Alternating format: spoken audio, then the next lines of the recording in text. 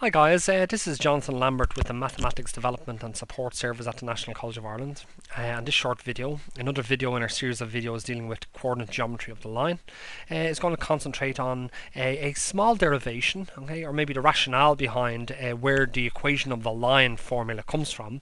So in this video we're going to, I suppose, derive the equation of a line for when you're given a point on the line. So when you're given a point on the line, and also when you're given the slope of a line. Okay, that's important. So just to rationalize this particular situation, okay, we want to develop a formula. Okay, so let's just create an x-axis. Okay, let's just say we have some x-axis here. Okay, and we have a y-axis, which is an axis that's perpendicular, okay, to the x-axis. Okay, and what we'd like to do is we'd like to create an equation of a line where we're given a point on the line. So let's just say, for argument's sake, that we have some line that goes through some point, and that this point here is, let's say, the point x1, y1. Okay, so we have this point x1, y1, and what's most important about this is that we have some line. We have some line that goes through this particular point, and we're interested in coming up with the equation of this particular line. But what we also have is this, let's say for argument's sake that we have another point on the line. So this line is made up of points, okay? So we have another point on the line, some point maybe around here, that just has coordinates x, y. It could be any point. So we've been given a specific point on the line, x1, y1. And what we know is that the line itself is made up that there is an infinite number of points along this particular line. And we need to come up with the relationship that relates the x values of the points on the line to the y values of the points on the line. Okay. So what we'll do first of all is, let's call this line here, let's say we call this line the line L. Okay.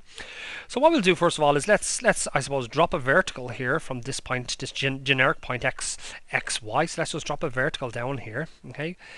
So we drop a vertical until it hits this particular x-axis. Okay. And what we know is that this is going to hit the x-axis at a specific point. Well, this point is x units along in the x direction.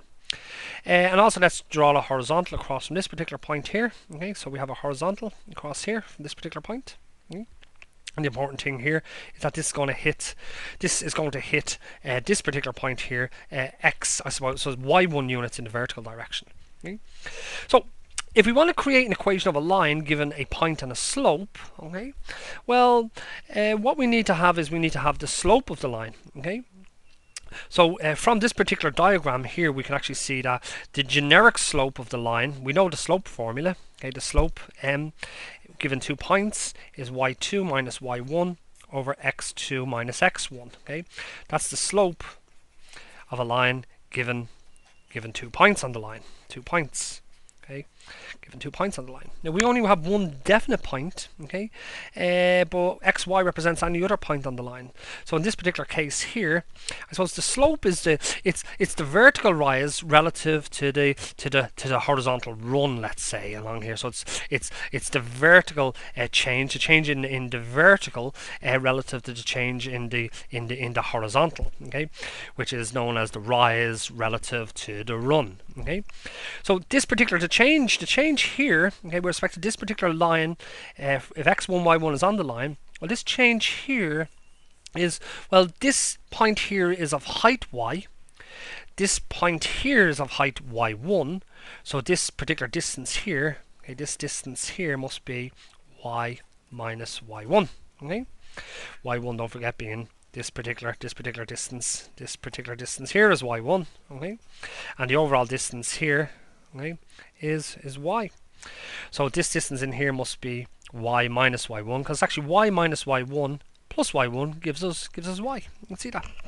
And I suppose in a similar way here, this distance along here, okay, this distance along here, okay, from here to here, okay, it must be x, okay, x minus x1. So this must be x minus x1.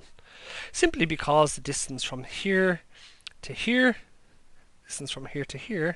okay, is x1. Okay, and you can see that x1 plus x minus x1 gives us a value of x, which is the distance that this point is along here. Okay, so from this particular relationship here, we can see that the slope, okay, of L, okay, let's say symbolized symbolized by m, okay, is equal to, it's equal to the ratio of the vertical change to the horizontal change. So it's equal to y minus y1 over x minus x1. This is the slope of the line. Now what we can actually do is we can multiply across both sides, okay, by x minus x1. So what we get here is this, is we get that x minus x1 times m must be equal to y minus y1. Now putting this in an alternative form, okay, this tells us that we have y minus y1 must be equal to m times x minus x1. Okay, so given the slope m, okay, and let's say we're given an x1, y1, a point on the line, we can identify the relationship between the x's and the y's. Okay, that's any x and any y value on this particular line, or sorry, I should say any point xy on this particular line, which is exactly what a line is. It's the locus of the relationship between the x's and the y's. Okay, with respect to this particular relationship, the vertical ratio over the horizontal ratio, the vertical distance relative to the horizontal distance must be the same all along this particular line.